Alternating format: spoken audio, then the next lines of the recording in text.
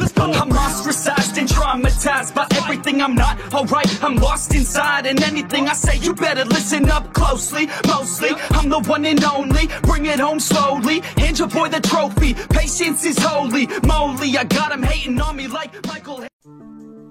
Yo, konnichiwa. Rimuru adalah raja iblis yang paling mengerikan dan bisa menjadi raja iblis yang paling kejam. Lah Min, bukannya Rimuru adalah sosok yang baik banget, yang selalu mementingkan keselamatan bagi orang lain juga.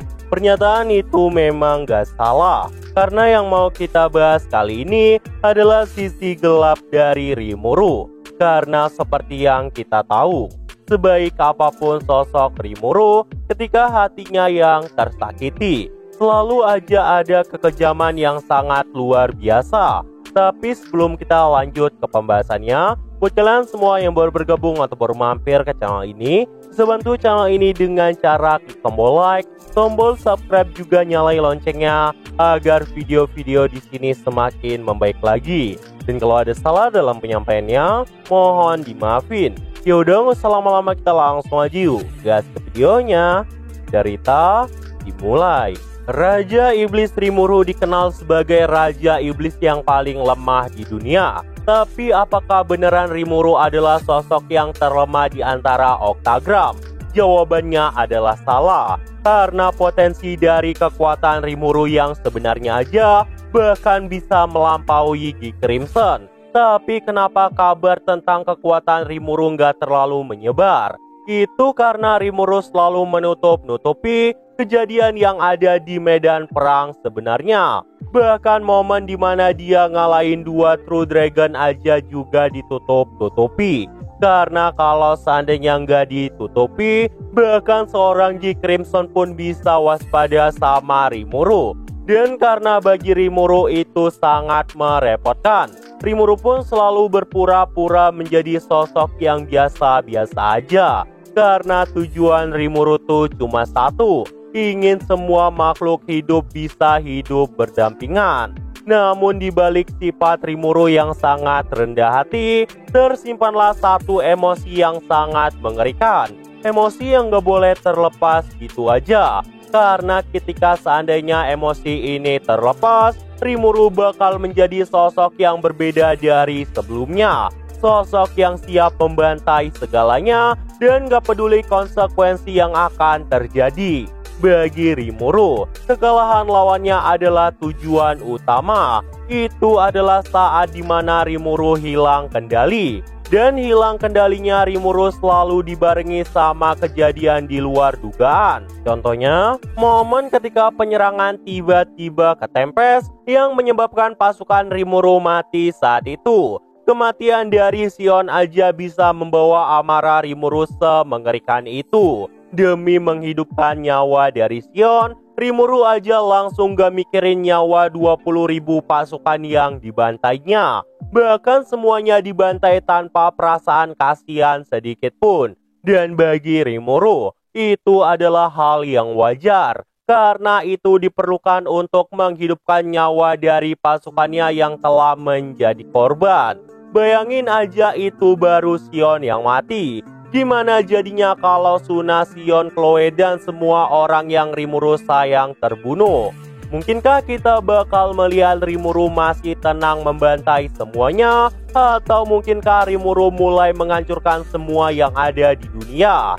Sebenarnya kejadian seperti ini pernah terjadi di light novel. Itu ada di timeline Chloe. Diceritakan, saat itu banyak dari pasukan Rimuru yang mati setelah kabar Rimuru terbunuh. Dan saat itu, Rimuru juga nggak pernah menjadi True Demon Lord. Namun berkat bantuan Raphael saat itu, pada akhirnya Rimuru pun terbangun dari kematiannya dan menjadi True Demon Lord saat itu. Dan apa yang terjadi saat Rimuru melihat semua pasukannya terbunuh?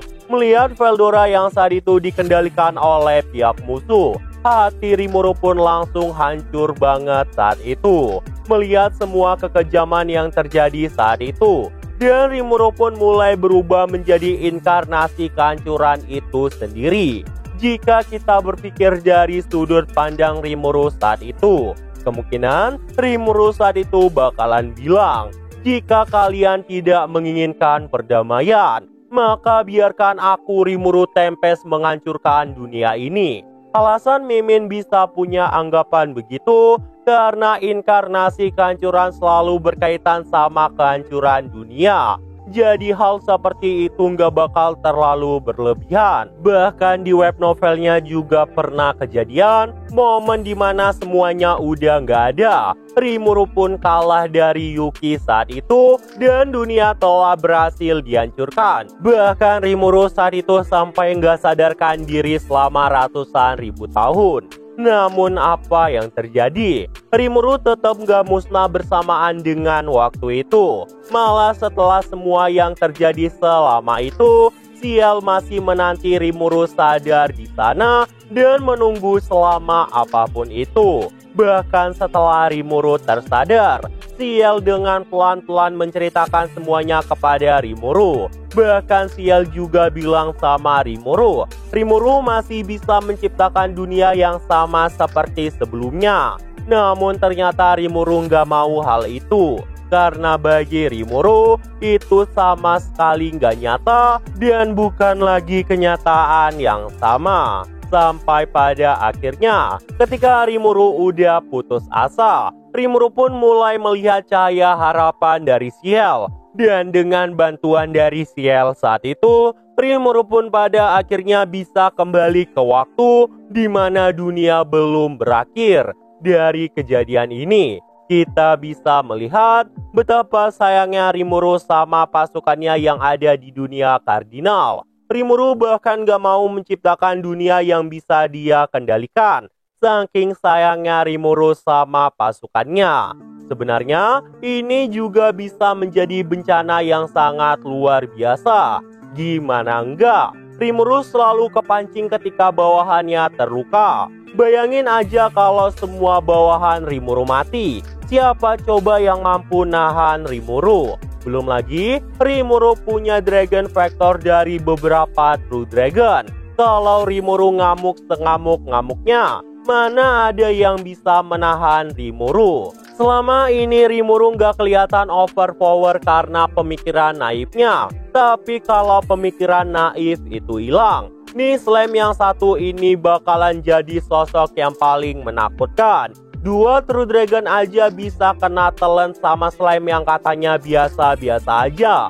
Apalagi kalau yang sekarang yang ngamuk. Kayaknya 100% bakalan jadi kiamat di dunia kardinal. Dan yang bikin Rimuru itu pantas jadi sosok yang paling menakutkan. Karena kalau dirinya udah marah, dia nggak mau berhenti sampai puas luapin amarahnya. Berbeda dengan Geek Crimson yang membantai 5 juta manusia di masa lalu. Setelah membantai itu, Geek langsung kehilangan minat dan malah milih nantangin sosok-sosok kuat di dunia. Kalau Rimuru malah berbeda. Bahkan saat Rimuru ngamuk supaya pasukannya nggak mengganggu dirinya, Rimuru malah memanggil pasukan-pasukan iblisnya untuk bertindak sesuka hati mereka di medan perang. Dan jangan ada yang berani mengganggu pertarungan Rimuru. Bahkan Diablo aja pernah dimarahin sama Rimuru. Rimuru bahkan bilang sama Diablo,